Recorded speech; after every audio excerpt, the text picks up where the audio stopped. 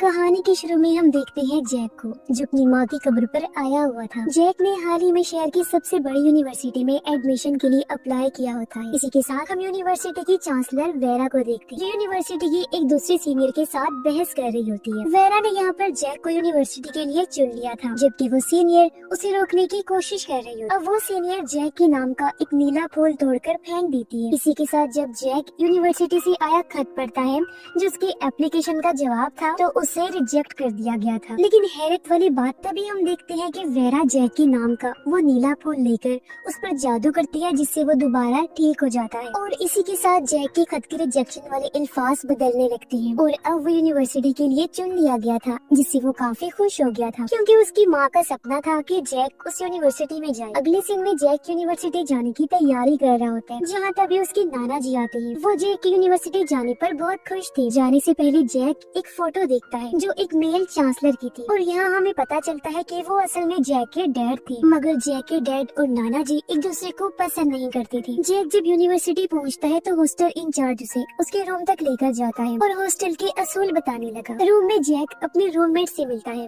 जो जैक के साथ अजीब सी बातें करता है। जैक अपने सामने वाले रूम के एक स्टूडेंट के पास नीला फूल देखता है। उसे काफी अजीब लगा कि ये क्या, मगर वो स्टूडेंट जैक को देखकर दरवाजा बंद कर देता है। जैक यूनिवर्सिटी देखने जाता है, जहाँ वो दो स्टूडेंट से मिला। इनमें से एक वही लड़का था जिसके पास जैक ने नीला फूल देखा था। जैक उसे कहता है कि वो नीले फूल के बारे में सब कुछ जानता है, और ये भी कि तुम एक सीक्रेट सोसाइटी के मेंबर बन चुके हो। ये सुनकर गुस्से में वो जैक को मारने की कोशिश करता है, लेकिन जैक अपनी चालाकी से उसे फंसा देता है। इसी बीच एलिसा नाम की एक सीनियर स्टूडेंट आती है, जो नए स्टूडेंट्स को कैंपस का टूर करवाने का काम किया करती है। इसीलिए वो फूल वाला लड़का और उसका दोस्त वहाँ से चले जाते हैं। एलिसिया सबको इस यूनिवर्सिटी के बारे में बताने लगती है, लेकिन जैक उसे रोकता है और खुद सबको यूनिवर्सिटी की तारीख के बारे में बताता है। तब एलिसिया ये देखकर हैरान हो जाती है कि जैक को पहले से ही सब कुछ पता है, और वो भी काफी बेहतर। जैक अब खुद ग्रुप को लीड करता है और एक पुरानी बिल्डिंग के बारे में बताता है, जो काफी खौफनाक है और जहाँ पहले भूत रहा करती थी। वो सबको ऐसा बोलता है, लेकिन एलिसा ये बात मानने से इनकार कर देती है। अब जैक कुछ टाइम बाद एक बार में हॉस्टल इंचार्ज के सामने बैठा था, जहाँ वो सीक्रेट सोसाइटी के बारे में उससे बात करता है, लेकिन वो ये कह देता है कि ऐसी कोई भी चीज नहीं होती। जैक अब वहाँ से चला जाता है और हम हॉस्टल इंचार्ज के चेहरे पर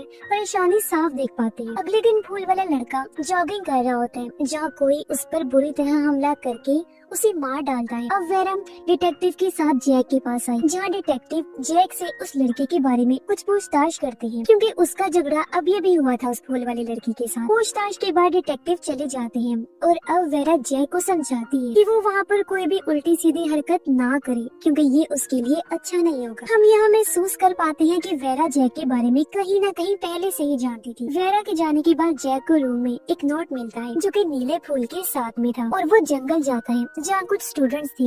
उनमें से एक के साथ जैक बात करता है, क्योंकि वो जैक का दोस्त बन गया। अब वहाँ पर दो मास्क पहने हुए लोग आते हैं, जो उनको एक सिक्का ढूंढने का टास्क देते, और ये टास्क असल में उनका एक टेस्ट होता है। अब उनमें से एक मास्क वाले इंसान की आवाज जैक को बिल्कुल एलिसा की तरह लगती है। फिर क्लास में आकर जैक उस एक क्लू के बारे में सोच रहा होता है, जिससे वो सिक्के को ढूंढ सके। अब क्लास में एक टीचर नए स्टूडेंट्स को वेलकम करते हुए फूल वाले लड़के की मौत के बारे में बात करते हैं। फिर टीचर जैक से बात करते हुए पूछते हैं कि उसको कैसा लग रहा है। जैक कहता है कि उसको दुख तो हो रहा है उसकी मौत का, मगर एक तरह से उसके मरने का फायदा भी है। जाहिर है सब स्टूडेंट्स के बीच मुकाबला फिर कम रह जाएगा। ये सुनकर टीचर जैक की ईमानदारी से काफी खुश होती है। अब क्लास खत्म होने के बाद जैक क्लू के बारे में छानबीन कर रहा होता है, एक बड़ी सी चेस बोर्ड के पास खड़े होकर। तभी वहाँ पर एलिस आ जाती है, जो जैक से बात करते हुए चेस खेलने लगती है, और जैक उससे आखिरी दिन के बारे में तफसील में बात करता है, यानी मास्क वाले आदमियों और बाकी सब के बारे में, जिस पर एलिसा ये कह देती है कि उसको कुछ भी नहीं पता। अब तभी वहाँ पर एक दूसरा सीनियर स्टूडेंट आ जाता है, जो एलिसा का दोस्त था। तब एलिसा जैक से ये कहती है कि उसको नक्शे का इस्तेमाल करना चाहिए।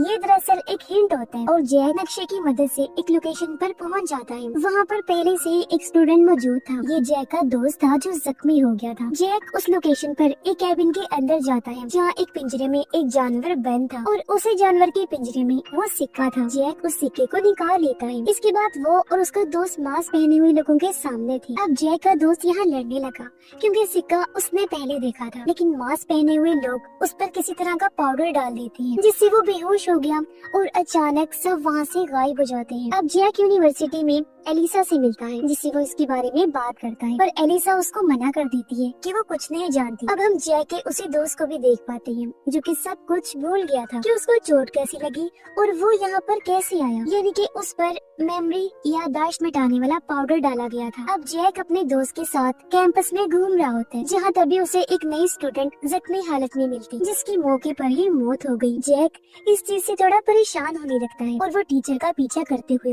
वेरा के ऑफिस जाता है। अब ऑफिस के अंदर वेरा एलिसा, उसके दोस्त, टीचर और बाकी स्टूडेंट्स को एक जादू की मदद से उस मरे हुए स्टूडेंट की आखिरी मेमोरी दिखा रही थी, जिनको यहाँ पर जैक भी देख लेता है। अब जैक घर आने के बाद अपने नाना जी को ये सब बता रहा होता है और कहता है कि इस यूनिवर्सिटी में कोई गड़बड़ है, लेकिन नाना उसकी बातों को टाल कर उसे इस यूनिवर्सिटी में रहने की सलाह देते हैं। जैक को अपने जैकेट के अंदर एक लॉकेट के साथ एक नोट मिलता है। लॉकेट को पहनने के बाद जैक रात के टाइम अपनी मॉम की कब्र को खोद रहा होता है, जिसका टास्क उसे मिला था। अब वहाँ पर एलिसा का दोस्त आ गया, जो जैक की तस्वीर बनाकर उसको ब्लैकमेल करते हुए यूनिवर्सिटी छोड़ने का कहता है। तब जैक उसे समझाने लगा और तभी एलिसा का दोस्त अपने हाथ पर एक कट लगाता है और जैक की तरफ एक बहुत ही पावरफुल हमला करता है। इसका मतलब ये है कि यूनिवर्सिटी में कुछ स्टूडेंट्स ऐसे हैं जिनके अंदर खास किस्म की पावर्स हैं। जैक और एलिसा का दोस्त अभी बात कर ही रही थी कि तभी यहाँ एक वुल्फ भेड़िया आ जाता है, जिससे डरकर वो तो भाग गया, लेकिन वुल्फ अब जैक पर हमला कर देता है, मगर जैक को उसने मारा नहीं और वो वहाँ से भाग जाता है। जैक फिर वहाँ से भागता हुआ मास्क पहने लोगों के पास आया और उनको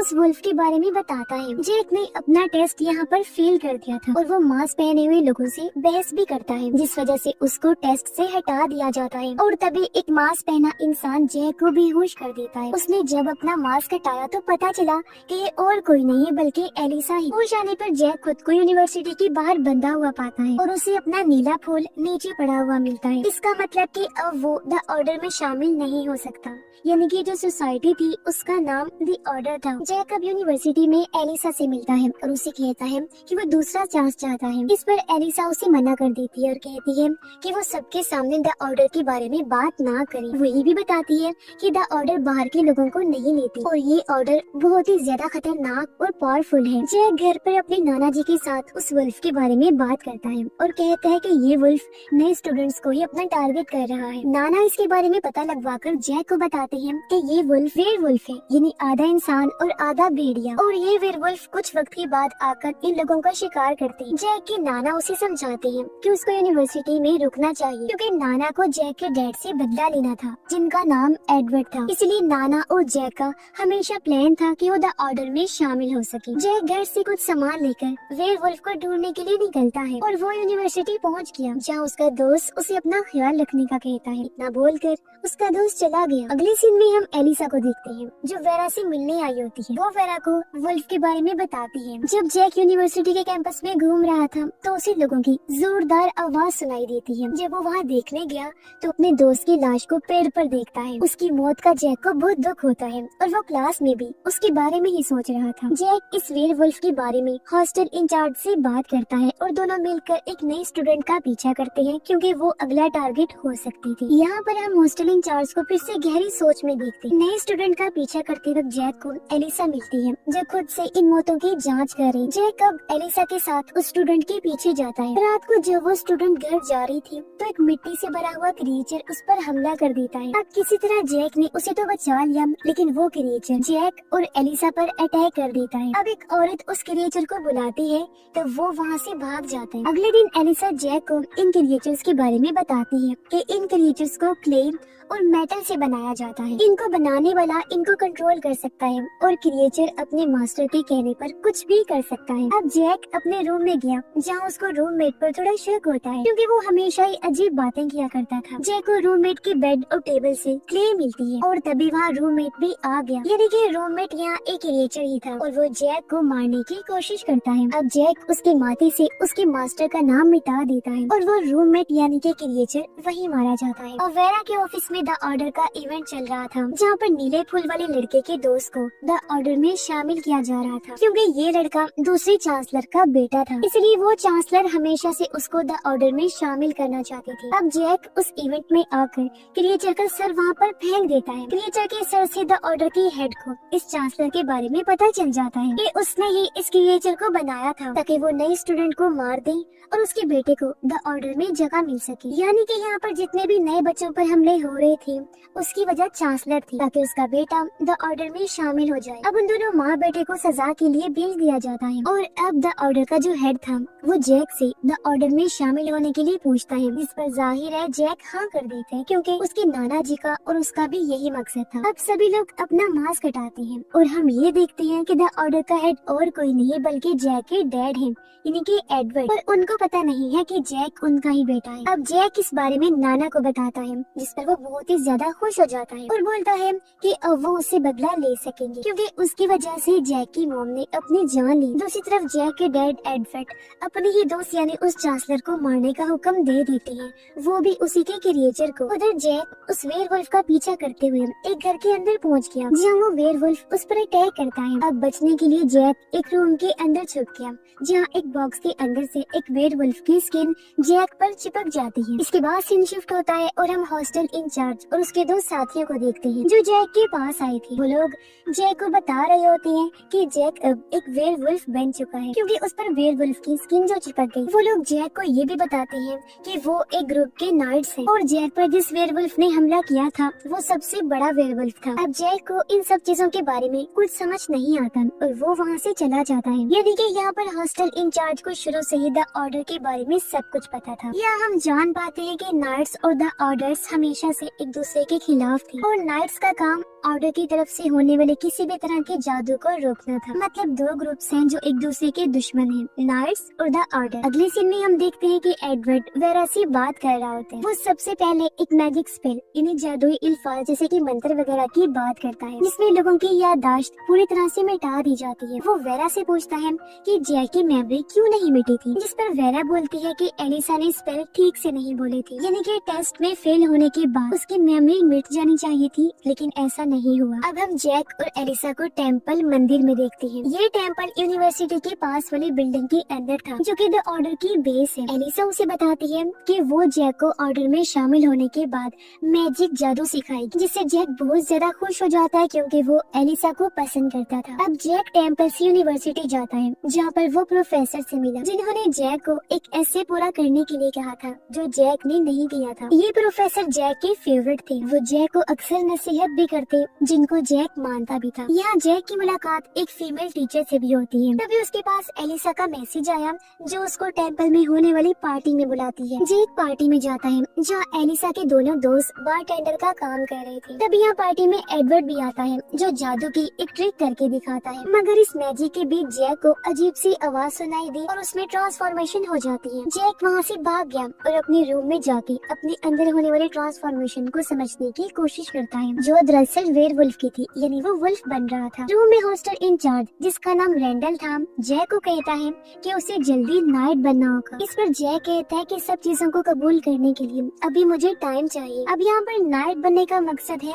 वेयरवुल्फ में बदल जाना। रैंडल कहते हैं कि अगर जैक नाइट नहीं बनता तो मेरे लोग तुम्हें मार देंगे। फिर अगले सीन में हम एडवर्ड को देखते हैं, जो वेरा को एक काउंसिल का हेड बना देता है। अब ये एक ऐसी काउंसिल है जहाँ पर लोग द ऑर्डर के हेड को सलाह देने का काम कर सकते हैं, और अगर हेड गलत है तो उसे रोक भी सकते हैं। अब अगले सीन में एडवर्ड एलिसा और उसके साथियों को एक कीमती पत्थर के बारे में बता रहा था, जो कि 2000 साल पुराना पत्थर है और इस पत्थर के अंदर एक खास चीज है। एडवर्ड कहता है कि इस पत्थर पर एक मैजिक है जो उसकी हिफाजत करता है, तो उन लोगों को इसे तोड़ना है। एलिसा का दोस्त उसे तोड़ने की कोशिश करता है, मगर उसका हाथ ही टूट जाता है। अगले दिन जैक से मिलने नाना जी आए, जिसे कहते हैं कि अब तुम क्योंकि द ऑर्डर के मेंबर हो तो ऑर्डर के खिलाफ सबूत इकट्ठा करो, ताकि मैं उन्हें दुनिया के सामने ला सकूं। इस पर जैक कहता है ठीक है, मैं ऐसा करने की कोशिश करूंगा। जाहिर है ऐसा वो एडवर्ड की वजह से करे, क्योंकि वो ही द ऑर्डर का हेड था, तो पूरी ऑर्डर को टारगेट बनाकर इन्हें अपना बदला भी मिल जाएगा। इस दौरान जैक को एलिसा का मैसेज आया, तो वो नाना जी को नजरअंदाज करके उससे मिलने चला जाता है। एलिसा जैक को मैजिक के असूल समझाती है और कहती है कि तुम कभी भी किसी से पूछे बगैर खुद से कोई भी मैजिक नहीं करना, और हर मैजिक की कोई ना कोई कीमत होती है, जो पैसों की सूरत में और कुर्बानी दोनों सूरतों में हो सकती है या कोई नुकसान भी हो सकता है। अब एलिसा उसे मैजिक की एक ट्रिक दिखाने की कोशिश करती है, मगर वो मना कर देता है क्योंकि मैजिक के असर से वो वेयरवुल्फ में ट्रांसफॉर्म हो सकता था। वो एलिसा को ये कहता है कि मैं तुम्हें पसंद करता हूँ, तो वो भी कह देती है कि मैं भी तुम्हें पसंद करती हूँ। दूसरी तरफ रैंडल और उसके दोनों साथी जैक के बारे में डिस्कस कर रहे थे कि अगर जैक नाइट नहीं बनता तो उसे मार दिया जाएगा, और रैंडल इन दोनों को समझाने की कोशिश करता है। बार में एलिसा की दोस्त जैक को एक मैजिक ट्रिक दिखाती है जो जैक को काफी पसंद आई। एलिसा की दोस्त एक काले पेपर को इस तरह पैसों में बदलकर वेट्रेस को देती है कि सब लोग हैरान हो जाते हैं। जैक उससे पूछता है कि तुमने ये मैजिक कैसे किया, तब वो बताती है कि मैंने अपने साथी से सीखा है, जो चीज वो जैक को भी सिखाती है। यहाँ पर उस वेट्रेस का सामान गिर गया था क्योंकि जादू के बदले कोई कीमत लगने वाली थी। अब जैक अपने रूम में जाकर एलिसा की दोस्त का बताया हुआ मैजिक करने की कोशिश करता है ताकि वो अपने वेयरवुल्फ के ट्रांसफॉर्म होने को रोक सके। इसमें वो कामयाब भी हो जाता है। अब अगली सुबह जैक प्रोफेसर को ऐसे पूरा करके दे देता है और उसने पेपर पर मैजिक का निशान भी बनाया हुआ था और इसी के जरिए उसने ऐसे पूरा कर दिया था। पर यहाँ प्रोफेसर को कुछ मुश्किलों का सामना करना पड़ा क्योंकि ये मैजिक की कॉस्ट होती है। अगले सीन में हम देखते हैं कि जैक और उसके दोनों साथी इस मैजिक की ट्रिक को बहुत सारे लोगों के साथ करते हैं, जिनकी मदद से वो नया सामान भी खरीद लेते हैं। अब जैक की साथी उन दोनों को कहती है कि उनको कोई बड़ा मैजिक करना चाहिए, जिस पर जैक राजी हो गया और वो लोग टेम्पल से एक किताब को चुरा लेते हैं। फिर वो तीनों एक बार में बैठकर बात कर रही थी, जहाँ उन पर रैंडल और उसके दोनों साथी नजर रख रहे होते हैं। वो लोग समझ जाते हैं कि जैक कोई मैजिक कर रहा है, जिस वजह से वो बहुत पैसे खर्च कर रहा था। तो वो लोग उसका घर चेक करने जाते हैं। घर पर उन लोगों को बहुत सारी महंगी चीजें मिलती हैं और अब रैंडल के दोनों साथी जैक को मारने का फैसला करते हैं क्योंकि वो मैजिक कर रहा था, जिसको रोकने का काम इन्हीं नाइट्स का है। इन्हें जैक उनके बिल्कुल उल्ट जा रहा था। दूसरी तरफ एलिसा वेरा को ये बोलती है कि उसको ऑर्डर की ऐप की एक्सेस चाहिए क्योंकि एडवर्ड ने उसको एक असाइनमेंट दी है और वेरा उसके हाथ पर एक टैटू बनाकर उसको एक्सेस दे देती है। अगले सीन में हम देखते हैं कि जैक नाना जी के साथ में बैठा होता है, जहाँ पर नाना उसको ये बोलते हैं कि जैक ने अभी तक फोटो नहीं दी है और वो फोटो की जिद करने लगती है ताकि वो ऑर्डर को सबके सामने ला सके। जैक उन पर मैजिक ट्रिक करके एक खाली पेपर उनको दे देता है, लेकिन तभी उनके गले में कोई चीज फंस गई जिससे उनकी जान को खतरा हो जाता है। जाहिर है यहाँ भी जादू करने की कीमत अदा करनी थी। अब जैक को इन सब चीजों से काफी परेशानी होती है और वो अपने दोनों साथियों को ये समझाता है कि उनको ये मैजिक नहीं करना चाहिए। तब उसकी दोस्त कहती है कि वो आखिरी बार मैजिक करेगी अपने टीचर पर ताकि वो टेस्ट ना ले। अब अगले दिन जैक एलिसा को जाकर वो चुराई हुई किताब वापस कर देता है। इस पर एलिसा उसे कहती है कि अगर उसने कोई मैजिक किया होगा तो उसका अंजाम बहुत ही बुरा हो सकता है। रात को एलिसा पत्थर पर लगाया गया जादू तोड़ देती है और उस पत्थर से एक किताब का हिस्सा निकल कर आता है जो कि एडवर्ड के लिए बहुत ही जरूरी था। अब अगले दिन जैक अपने दोस्त के घर गया उन्हें रोकने, पर उन्होंने मैजिक परफॉर्म कर दिया था जिससे जैक वेयरवुल्फ में बदलने लगता है। अब थोड़ी देर के बाद जंगल में जैक की आँख खुलती है, जहाँ पर वो प्रोफेसर की लाश के पास में था, खुद भी खून में लथपथ क्योंकि उसने प्रोफेसर को मार दिया था। जैक को इस चीज से बहुत दुख हुआ और वो प्रोफेसर को वहीं पर दफन कर देता है। इसके बाद हम देखते हैं कि जैक अपने रूम में जाता है, जहाँ उसे रैंडल मिला। जैक उसे बताता है कि उसने वुल्फ बनकर अपने प्रोफेसर को मार दिया है और हो सकता है कि उसने फीमेल टीचर को भी मार दिया हो। अब जैक और रैंडल उनके घर आए, जहाँ उन्हें कुछ भी नहीं मिलता और जैक वहाँ से वापस आ जाता है। दूसरी तरफ एलिसा वेरा को बोलती है कि एडवर्ड को एक किताब का हिस्सा मिला है और उन्हें किसी बड़े काम के लिए टेम्पल की जरूरत है। वहीं जैक घूमते घूमते यूनिवर्सिटी में आ जाता है, जहाँ उसे अपना दोस्त मिला। वो जैक को बताता है कि टीचर को किसी कार ने हिट किया है और वो हॉस्पिटल में दाखिल है। तभी रैंडल जैक के पास आया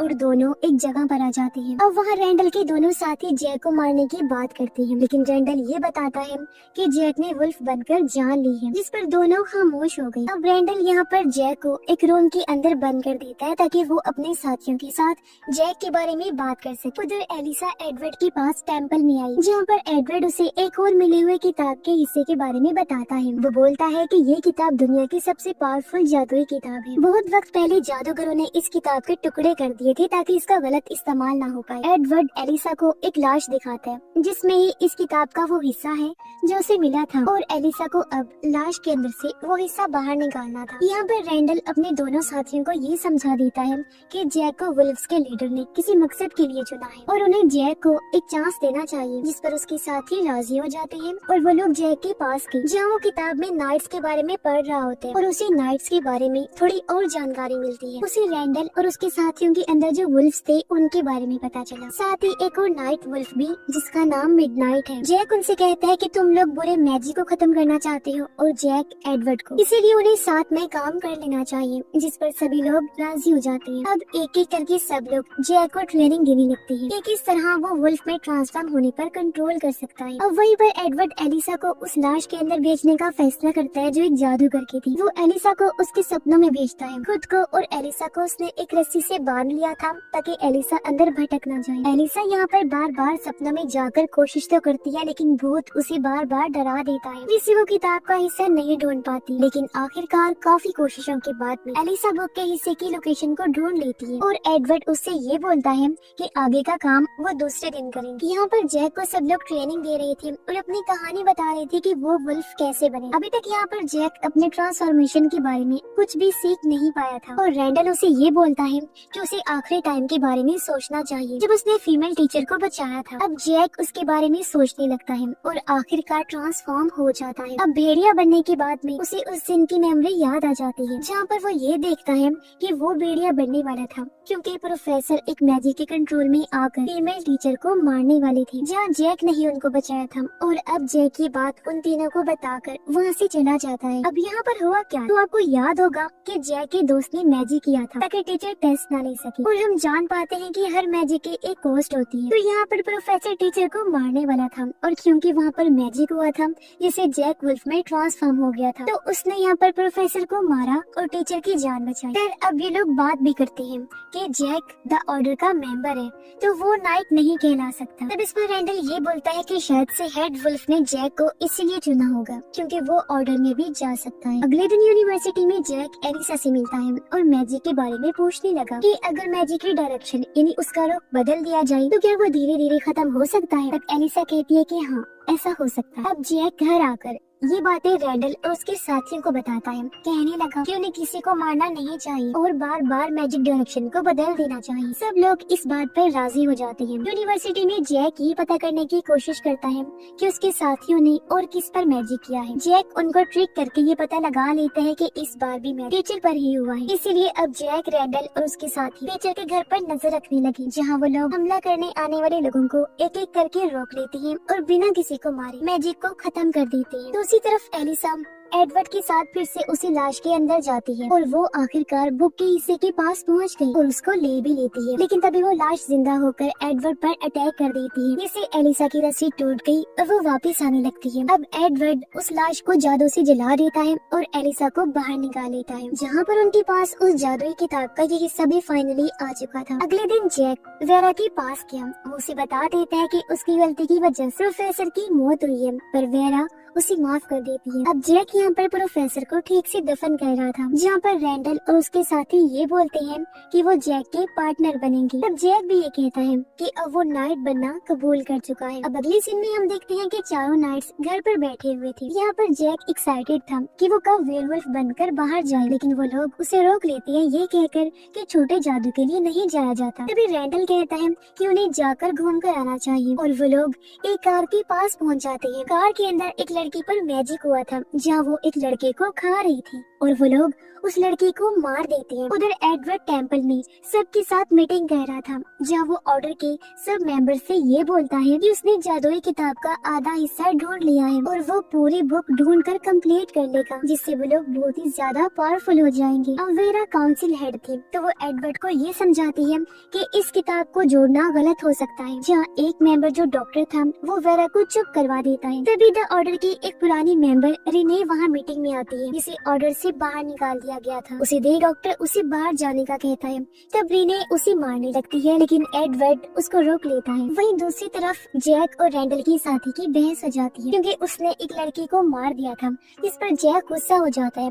तब रैंडल का दूसरा साथी उन दोनों को खामोश करवाता है। अब एडवर्ड और रिने आपस में बात कर रही होती है रिने बताती है कि उसे कैंसर है और वो धीरे धीरे मर रही है, तो एडवर्ड उसका कैंसर ठीक कर दे और बदले में रिने एडवर्ड को एक डिवाइस दे देगी जिसका नाम नेक्रोफोन है और उसकी हेल्प से एडवर्ड मरे हुए लोगों से बात कर सकता है और बुक के बाकी हिस्सों को ढूंढ सकता है। इस पर एडवर्ड हाँ कर देता है। अब अगले दिन जैक एलिसा से मिलता है जहाँ वो लोग बात कर रहे होते हैं कि वो एक दूसरे को चाहने लगे थे, लेकिन तभी वहाँ पर एलिसा का दोस्त आ गया जो एलिसा को टेम्पल में होने वाले एक बड़े जादू के बारे में बताता है। अब जैक की बात अपनी टीम को बताता है और वो लोग इसको रोकने का प्लान बनाते हैं। जैक कहता है कि वो टेम्पल में जाकर कोई गड़बड़ कर देगा जिससे मैजिक को करने में टाइम लगेगा और टीम जादू के बारे में पता लगा लेगी। जैक ऐसा ही करता है और टेम्पल में एक जादू की मदद से काम बिगाड़ देता है। वेरा इसके बारे में गुस्सा होती है और सबसे पूछती है कि ये गलती किसने की, जिस पर एलिसा ये बोलती है कि वो इंचार्ज थी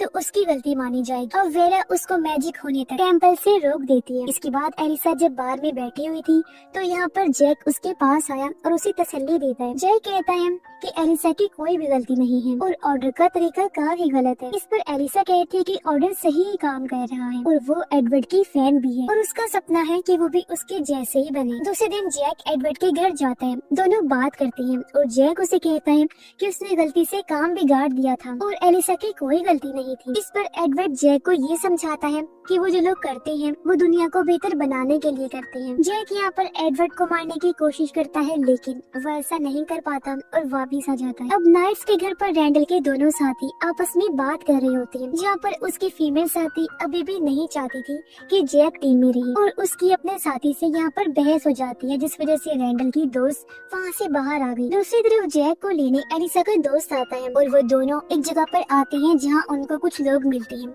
जिन्हें एलिसा का दोस्त वैन में बिठा कर ले जाने लगता है। जैक को पता चला कि ये लोग अपनी कुर्बानी देने जा रहे हैं क्योंकि उनके मरने से उनके फैमिली को ऑर्डर से पैसे मिलेंगे। ये लोग काफी गरीब होते हैं इसलिए उनको मरने में कोई मसला नहीं होता। वो उनको ले जा रहा था कि तभी रैंडल की दोस्त यहाँ आ जाती है उन्हें रोकने, लेकिन जैक उसे वापस भेज देता है। जैक घर वापस आता है जहाँ रैंडल की दोस्त उस पर गुस्सा होती है कि अब वो लोगों की जान लेने वाला है, लेकिन जैक कहता है कि वो एडवर्ड का मेन प्लान जानना चाहता है इसलिए वो अभी फिलहाल कुछ भी नहीं करेगा, लेकिन बाद में वो मैजिक को रोक देगा। टेम्पल में रिने और एडवर्ड आपस में बात कर रहे होते हैं कि उनको अपना अपना मकसद रोक देना चाहिए, लेकिन दोनों इस बात पर राजी नहीं होते क्योंकि एडवर्ड की जिंदगी का सबसे बड़ा मकसद सिर्फ वो जादुई किताब ही है और वो इसे पूरा किए बगैर नहीं रह सकता। अब मैजिक रिचुअल शुरू होता है जहाँ रिने के अंदर से कैंसर मैजिक से बाहर निकाल दिया जाता है और उन सब के अंदर डाल दिया गया था जो कुर्बानी के लिए आए थे। इससे मैजिक कामयाब हो गया और रिने का कैंसर भी ठीक हो जाता है। अब घर पर रैंडल और उसका साथी बात करते हैं कि अगर रिचुअल में कुर्बानी वाले लोग कैंसर से नहीं मरे तो मैजिक फेल हो जाएगा और वो लोग टेम्पल पर हमला करने जाते हैं। टेम्पल में वो लोग घुसकर वहाँ के गार्ड को मार देते हैं। जैक और एलिसा रिने के घर पर आते हैं जहाँ पर रिने उनको नेक्रोफोन दे देती है और रात ज्यादा होने की वजह से वो होटल में रुकने का फैसला करते हैं। दूसरी तरफ टेम्पल में हमला करके नाइट सब कुर्बानी वाले लोगों को मार देती है जिससे मैजिक खत्म हो जाता है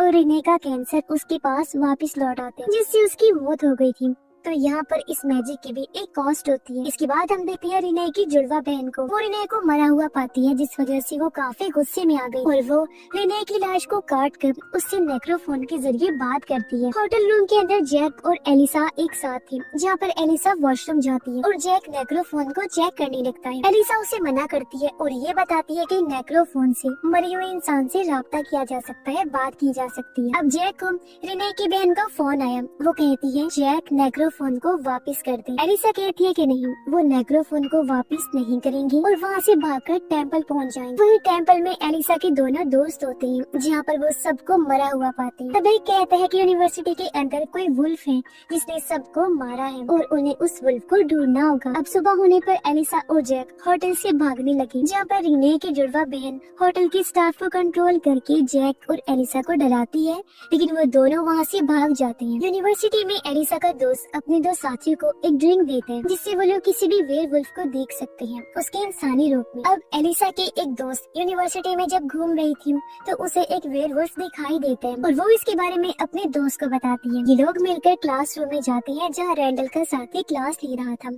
इन्हें यही वो वुल्फ था जो इन्होंने देखा था। अब रैंडल का साथी यहाँ पर एलिसा के दोस्त का ध्यान भटका कर वहाँ से भाग जाते और एक स्टोर में जाकर छुप जाता है और वो रैंडल को कॉल करके ये बताता है कि उसको कुछ लोग मारना चाहते हैं। उधर रिने की बहन होटल आती है जहाँ पर उसको जैक और एलिसा नहीं मिलती। उसको इस चीज पर बहुत गुस्सा आता है। वो होटल की एक लेडी को मार देती है और उसको अपने कंट्रोल में कर लेती है। जैक और एलिसा कार से भाग रहे होते हैं जहाँ पर रिने की बहन आ जाती है और जैक से फोन पर बात करने लगती है। वो जैक से कहती है कि वो भी एडवर्ड को पसंद नहीं करता तो वो उसकी हेल्प कर सकती है, पर वो मना कर देता है। वो ये भी बताती है कि एलिसा को उसका राज नहीं पता, जिस पर एलिसा जैक से राज पूछने लगती है, लेकिन जैक उससे झूठ बोल देता है। वो जैक को ये भी बताती है कि उसने जैक का फ्यूचर देखा है जो कि बहुत ही धुंधला है और बार बार बदल रहा है, इसलिए वो नॉर्मल इंसान नहीं है। यूनिवर्सिटी में रैंडल का साथी भागने की कोशिश करता है जहाँ पर एलिसा के दोस्त उसको ढूंढ रहे थे और वो बड़ी मुश्किल से उनसे छुप रहा था। यहाँ पर रिने की बहन जैक और एलिसा का पीछा कर रही थी और जैक की कार खराब हो जाती है। एलिसा और जैक अब पैदल ही जंगल पार करने लगते हैं जहाँ पर एक आदमी उनकी हेल्प करने का बोलता है, पर जैक उसको मना कर देता है क्योंकि रिने की बहन आदमी को कंट्रोल कर सकती है। और वो आदमी अचानक रिने की बहन के कंट्रोल में आ जाता है जहाँ पर वो जैक पर हमला करके एलिसा को ले जाने लगता है। एलिसा उस आदमी की कार से नेक्रोफोन का केस बाहर फेंक देती है। अब जैक को रैंडल और उसके साथी की कॉल आई जो उसे बताती है कि हमारे एक साथी पर हमला हुआ है, जिससे जैक समझ जाता है कि उन लोगों ने आखिरी दिन का मैजिक बिगाड़ दिया था। अब जैक उनको एक मैजिकल दवाई के बारे में बताता है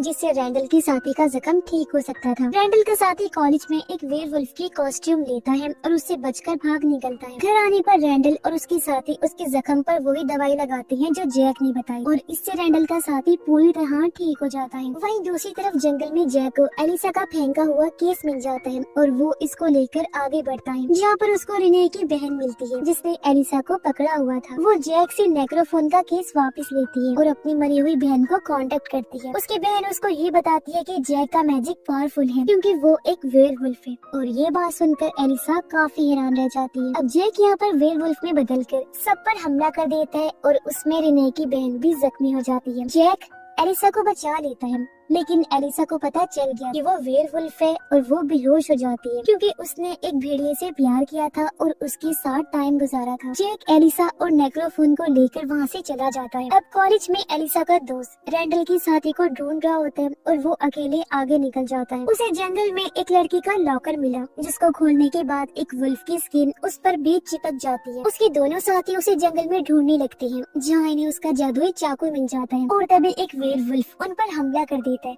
लेकिन एलिसा के दोस्त उस चाकू से और तभी एक वेयरवुल्फ उन पर हमला कर देते हैं लेकिन एलिसा की दोस्त उसे चाकू से वार करती है और जब वो अपने इंसानी रूप में आया तो पता चला कि ये इनका साथी ही था जो वेयरवुल्फ बन गया था। अब एलिसा की दोस्त टेंपल में होती है जहाँ पर वेरा उसे इसी मसले के बारे में पूछती है तो वो वेरा को बताती है कि इसके साथ साथ यहाँ पर और भी वुल्फ हो सकते हैं और उनको उन वुल्फ्स को ढूंढना चाहिए। अब घर पर रैंडल के साथी वुल्फ की स्किन लौटने का वेट कर रही थी क्योंकि ये ट्रिक थी। असल में एलिसा के दोस्त पर लगने वाली जो स्किन थी वो मिडनाइट की थी और एलिसा के दोस्त की मरने के बाद मिडनाइट वापस आ जाता है अपने लॉकर में, यानी कि ये उनका एक प्लान था। यहाँ पर जैक नाना जी के पास एलिसा को लेकर आता है जो कि बेहोश थी और नाना जी उससे इस पूरे मैटर के बारे में पूछने लगते हैं। अब जैक और नाना जी नेक्रोफोन से जैक की माँ को फोन करते हैं और नाना उनसे बात करने लगते हैं। वो बताती है कि मैंने एडवर्ड यानी जैक के डैड से हमेशा प्यार किया है और मैं इसका इंतजार कर रही हूँ, यानी कि अब ये लोग उससे बदला लेने के लिए किसी भी हद तक जा सकते। एलिसा को इस बात से दुख हो रहा था कि जैक ने मुझसे ये बात छुपा के रखी कि वो वेयरवुल्फ है। अब एलिसा के साथी वेरा को बताती है कि यूनिवर्सिटी में